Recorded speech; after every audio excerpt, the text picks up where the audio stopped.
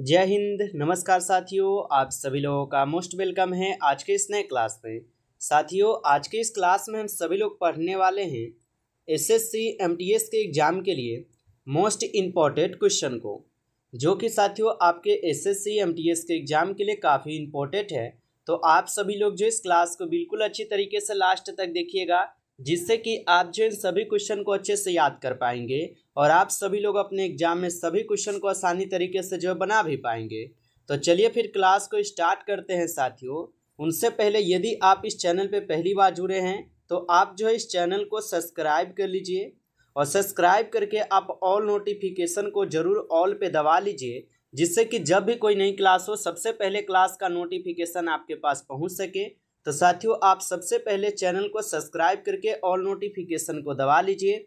साथ ही साथ आप जो इस क्लास को साथियों लाइक जरूर कर लीजिएगा। तो चलिए क्लास को स्टार्ट करते हैं और देखिएगा क्वेश्चन क्या दिया गया है। क्वेश्चन है आप लोग का यहाँ पे कि लाख बक्स की उपाधि किस शासक को दी गई थी। साथियों, इनसे पहले हम आपको 80 तक क्वेश्चन जो है ना कंप्लीट करा दिए हैं। अगर आप उनको नहीं पढ़े होंगे उस क्लास को तो आप पढ़ लीजिएगा। इस क्लास को पढ़ने के बाद, ठीक है, उस क्लास को आप जरूर पढ़ लीजिएगा, वो क्लास आपको मिल जाएंगे, ठीक है। चलिए, यहाँ पे क्वेश्चन है आपका 81 नंबर से कि लाख बक्स की उपाधि किस शासक को दी गई थी। तो साथियों याद रखिएगा, लाख बक्स की उपाधि दी गई थी किसको? कुतुबुद्दीन ऐबक को। ऑप्शन डी इस क्वेश्चन का आपका सही जवाब हो जाएंगे, कुतुबुद्दीन ऐबक को। अगला प्रश्न आता है कि यूनानी लेखक जस्टिन द्वारा किसे जो है सेंड्रो कोट्स जो है ना कहा गया था। तो यूनानी लेखक जस्टिन द्वारा किसे सेंड्रो कोट्स कहा गया था? तो ये चंद्रगुप्त मौर्य को कहे गए थे साथियों। ऑप्शन ए आपका सही जवाब होगा। अगला प्रश्न देखिएगा, कुतुब मीनार किस प्रसिद्ध शासक ने पूरा किया था? बताइए कि कुतुब मीनार को किस प्रसिद्ध शासक ने पूरा किया था।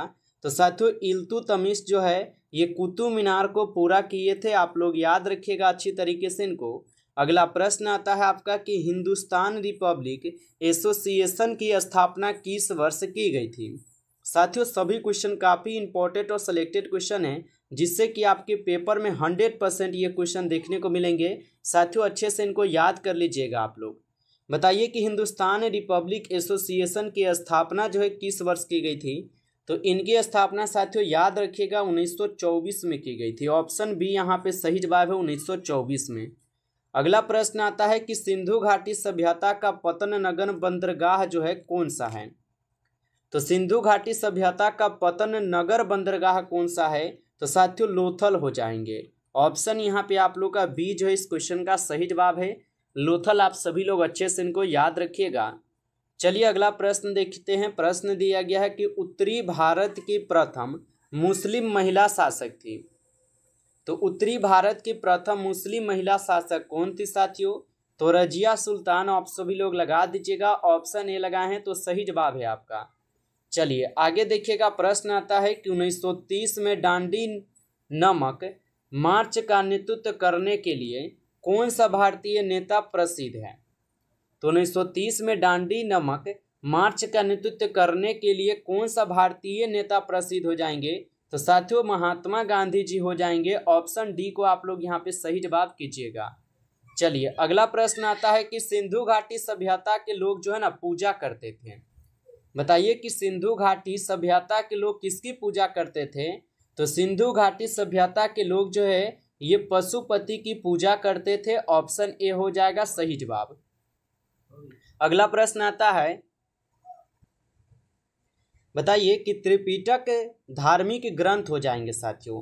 तो त्रिपिटक धार्मिक ग्रंथ जो है ये आपके बौद्धों के हो जाएंगे। ऑप्शन यहाँ पे आप लोग जो है डी कीजिएगा, सही जवाब बौद्धों का है। अगला प्रश्न देखिएगा, पानीपत की तीसरी लड़ाई कब लड़ी गई थी या कब हुई थी साथियों। तो पानीपत की तीसरी लड़ाई जो है कब हुई थी। तो याद रखिएगा 1761 में पानीपत की तीसरी लड़ाई हुई थी। ऑप्शन बी सही जवाब होगा। अगला प्रश्न आता है कि दिल्ली का लाल किला किसने बनवाया था। बताइए कि दिल्ली का लाल किला किसने बनवाया था। तो दिल्ली का लाल किला बनवाया था शाहजहां। ऑप्शन सी इस क्वेश्चन का सही जवाब होगा आपका, शाहजहां बनवाए थे, याद रखिएगा। चलिए साथियों अगला क्वेश्चन देखिएगा। यहाँ पे क्वेश्चन है कि कैलाश का प्रसिद्ध शिलाकृत मंदिर निम्नलिखित में से किस स्थान पर है? बताइएगा कि कैलाश का प्रसिद्ध शिलाकृत मंदिर निम्नलिखित में से किस स्थान पर है? तो ये साथियों एलोरा में हो जाएंगे। ऑप्शन डी कीजिएगा आप, सही जवाब एलोरा में है। अगला प्रश्न आपका आता है कि महाबलीपुरम के रथों का निर्माण किसके शासनकाल में हुआ था? महाबलीपुरम के रथों का निर्माण साथियों किसके शासनकाल में हुआ था, ये पूछा है। तो ये आपके पल्लवों के शासनकाल में हुए थे। ऑप्शन डी को आप सही जवाब कीजिएगा। चलिए अगला प्रश्न देखिएगा। प्रश्न क्या है? कनिष्क के शासनकाल के दौरान एक बौद्ध परिषद आयोजित की गई थी। बताइए, कनिष्क के शासनकाल के दौरान एक बौद्ध परिषद जो है आयोजित की गई थी, कहाँ पे? तो साथियों लगा दीजिएगा ये कहाँ पर आयोजित की गई थी। तो ये कहाँ पे की गई थी, सभी लोग बता दीजिएगा। तो ये कश्मीरपुर में किए गए थे। ऑप्शन यहाँ पे सी होगा सही जवाब, यहाँ के कश्मीर चूर हो जाएगा। ठीक है, चलिए आगे क्वेश्चन है कि बुद्ध ने डैश गणतंत्र में महापरिनिर्वाण प्राप्त किया था। तो बुद्ध ने डैश गणतंत्र में महापरिनिर्वाण को प्राप्त किए थे। तो ये मल्ल महाजनपत्र में क्या है, तो ये महापरिनिर्वाण को प्राप्त किए थे। आगे प्रश्न आता है कि चौथी बौद्ध परिषद आयोजित किया गया था। तो चौथी बौद्ध परिषद जो है आयोजित किए गए थे किसके द्वारा, बता दीजिएगा आप सभी लोग। तो चौथी बौद्ध परिषद जो है ये आयोजित किए गए थे साथियों किसके द्वारा, तो ये कनिष्क के द्वारा किए गए थे। ऑप्शन बी आपका सही जवाब है, कनिष्क के द्वारा। अगला प्रश्न देखिएगा, भारत छोड़ो आंदोलन कब प्रारंभ हुआ था? साथियों अभी तक आप इस क्लास को लाइक नहीं किए हैं तो आप इस क्लास को एक बार ज़्यादा से ज़्यादा लाइक कर लीजिए, और चैनल पे पहली बार यदि आप जुड़े हैं तो आप इस चैनल को सब्सक्राइब करके ऑल नोटिफिकेशन को आप जरूर ऑल पे दबा लीजिए, जिससे कि जब भी क्लास स्टार्ट हो साथियों सबसे पहले क्लास का नोटिफिकेशन आपके पास पहुंच सके। तो आप इस चैनल को सब्सक्राइब कर लीजिए। साथ ही साथ आप जो है पीडीएफ के लिए हमें जरूर बताएंगे, ताकि रिवीजन के लिए पीडीएफ आप लोग को मिल सके। तो अगर आपको पीडीएफ चाहिए साथियों तो कमेंट में हमें जरूर बताइएगा। ठीक है, बताइए कि भारत छोड़ो आंदोलन कब प्रारंभ हुआ था? तो भारत छोड़ो आंदोलन 1942 में प्रारंभ हुआ था। ऑप्शन बी सही जवाब होगा। अगला प्रश्न देखिएगा कि किस वर्ष गोवा पर पुर्तगालियों ने कब्जा किया था? तो किस वर्ष गोवा पर पुर्तगालियों ने कब्जा किया था? तो 1510 में साथियों याद रखिएगा, पुर्तगालियों ने गोवा पर कब्जा कर लिया।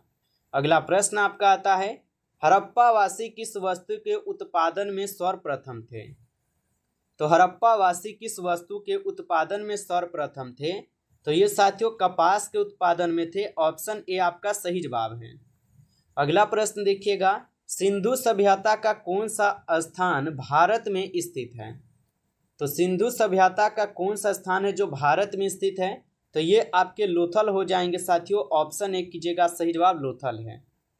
अगला प्रश्न देखिएगा कि सिकंदर ने भारत पर कब आक्रमण किया था? बताइए आप सभी लोग कि सिकंदर ने भारत पर कब आक्रमण किया था? तो सिकंदर जो है ये भारत पर आक्रमण किए थे 326 ईसा पूर्व में। ऑप्शन सी इस क्वेश्चन का सही जवाब होगा। अगला प्रश्न देखिएगा, लाल सेना का गठन किसने किया था साथियों? बताइए कि लाल सेना का गठन किसने किया था? तो लाल सेना का गठन याद रखिएगा किए गए थे किसके द्वारा? तो ये ट्रॉट्स्की के द्वारा किए गए थे। ऑप्शन यहाँ पे बी इस क्वेश्चन का सही जवाब होगा। चलिए अगला प्रश्न देख लीजिएगा। क्वेश्चन है, भारत में अंग्रेजी शिक्षा की शुरुआत किसने की? तो भारत में अंग्रेजी शिक्षा की शुरुआत किसने की थी? तो साथियों याद रखिएगा मैकाले ने किया था भारत में अंग्रेजी शिक्षा की शुरुआत। ऑप्शन ए सही जवाब है। अगला प्रश्न आता है कि प्रथम मैसूर युद्ध किनके बीच लड़ा गया था? बताइए साथियों कि प्रथम मैसूर युद्ध जो है ये किनके बीच लड़े गए थे? तो यह लड़े गए थे आपके ब्रिटिश और हैदर अली के बीच में। ऑप्शन बी आपका सही जवाब है, ब्रिटिश और हैदर अली के बीच। चलिए अगला प्रश्न देख लीजिएगा। क्वेश्चन है, सती प्रथा पर प्रतिबंध किसने लगाया था? तो सती प्रथा पर प्रतिबंध किसने लगाया था साथियों? तो याद रखिएगा यह लगाए थे आपके लॉर्ड विलियम बेटिक ने। ऑप्शन आपका सी इस क्वेश्चन का सही जवाब है, लॉर्ड विलियम बेटिक। अगला प्रश्न देखिएगा, रामचरितमानस महाकाव्य कविता किस भाषा में लिखी गई है? तो रामचरितमानस महाकाव्य कविता किस भाषा में लिखी गई है? तो साथियों याद रखना ये लिखे गए हैं आपके अवधी भाषा में, ऑप्शन सी सही जवाब है अवधी भाषा। अगला प्रश्न देखिएगा कि कलिंग युद्ध जो है ना किस वर्ष में लड़ा गया था।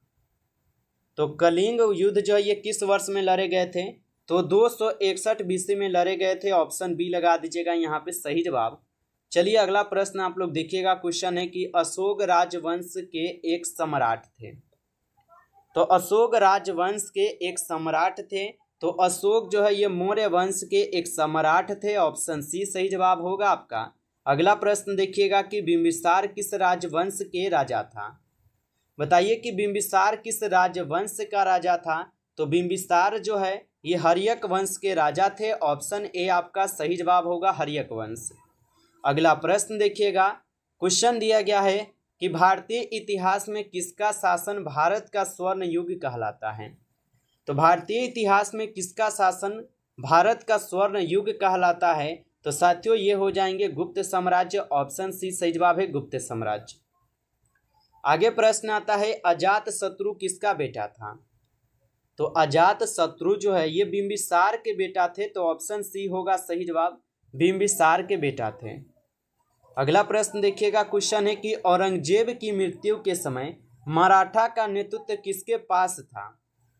तो औरंगजेब की मृत्यु के समय मराठा का नेतृत्व किसके पास था साथियों। तो इनका नेतृत्व था आपके ताराबाई के पास, ऑप्शन डी सही जवाब है ताराबाई के पास।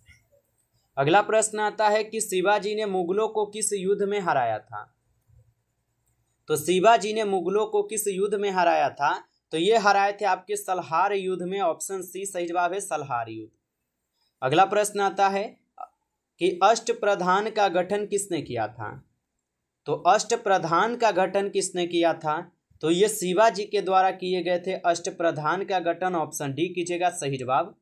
अगला प्रश्न आता है कि अष्टप्रधान का गठन किसने किया था। तो अष्टप्रधान का गठन हम लोग शिवाजी दिखे हैं ना, अभी डी होगा इस क्वेश्चन का। आगे देखिए क्वेश्चन आता है शिवाजी के गुरु का नाम क्या था। बता दीजिए साथियों शिवाजी का गुरु का नाम क्या था। तो रामदास शिवाजी के गुरु के नाम थे, ऑप्शन ए आपका सही जवाब है। नमस्कार साथियों, इस क्लास में आपके 81 नंबर क्वेश्चन था ना, 81 नंबर से लेकर 120 क्वेश्चन तक क्वेश्चन थे जो काफ़ी इंपॉर्टेंट थे। साथियों यदि आपको क्लास अच्छा लगा है तो आप इस क्लास को जरूर लाइक कर लीजिएगा। चैनल पे पहली बार यदि आप जुड़े हैं तो आप इस चैनल को सब्सक्राइब करके और नोटिफिकेशन को आप ऑल पे दबा लीजिएगा, ताकि जब भी क्लास स्टार्ट हो सबसे पहले क्लास का नोटिफिकेशन आपके पास पहुंच सके।